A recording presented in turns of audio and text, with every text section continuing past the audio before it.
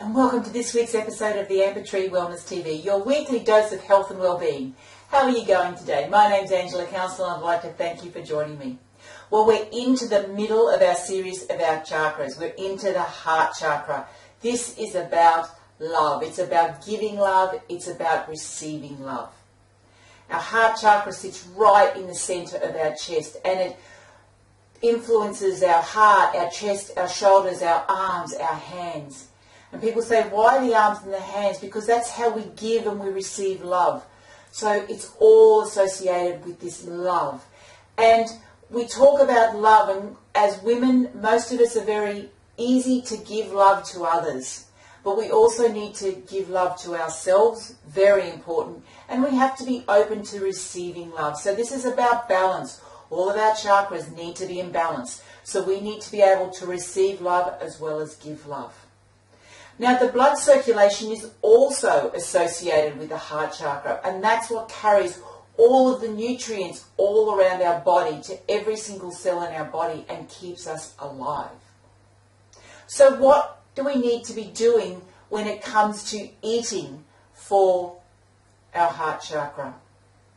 Well, number one is always eat food with love.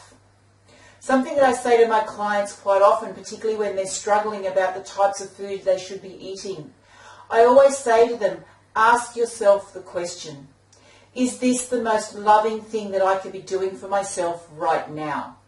And that helps you make a choice, because deep down you know that there's foods that aren't that loving to your body. They don't give you the energy that you require.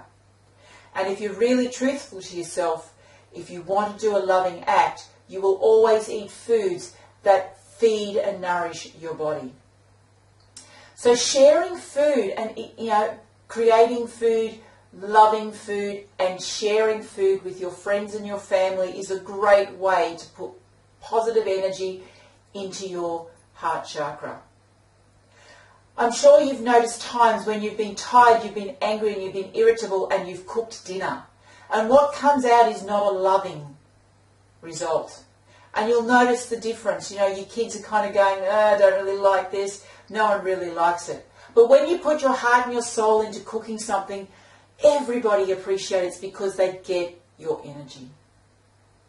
Now, what type of foods do we eat for the heart chakra?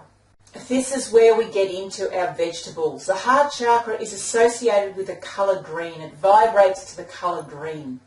So this is where having our green vegetables. And if you start to look at some of your vegetables, look at your things that have a heart and they have all these different layers. Things like globe artichokes or broccoli with all the little flowerets, but they have a centre. All those type of foods that look a bit like a heart because they have layer upon layer. Even looking at things like onions with all the layers, but in the centre is a heart. All these foods are really great for our cardiovascular system.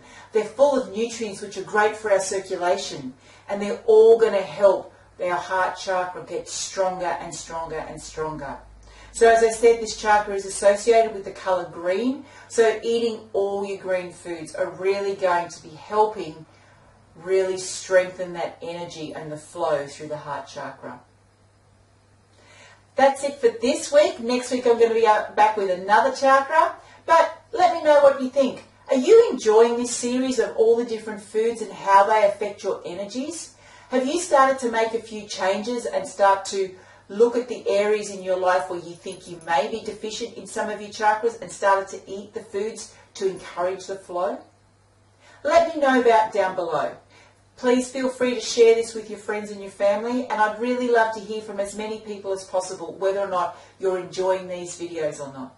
So until next week when we get to the top half of the chakras, I'll see you then. Bye.